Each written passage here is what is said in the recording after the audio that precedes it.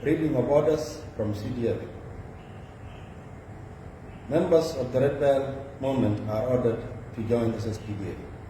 The Chief of Defense Forces, CDF, General Dr. Paul Nangmajok, issues the following orders here under. Order number 1. Members of the Red Bell movement are hereby ordered to join SSPDF with their personnel and support weapons. A committee will be formed and sent to Malal Chad Barracks to receive members of the Red Bell movement joining the army. Members declining this golden opportunity and honor to serve will face forceful disarmament at the earliest time possible. Order number 2. Armed youth in Greater Warab are hereby ordered to voluntarily hand over the weapons to SSPDF within 21 days. Failure to comply with above orders will result in the launching of a comprehensive forceful disarmament exercise.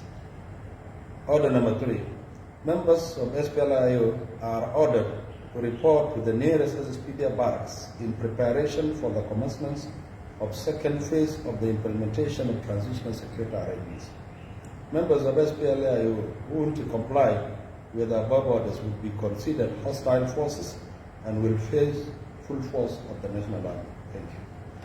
Can I have a picture? Yeah.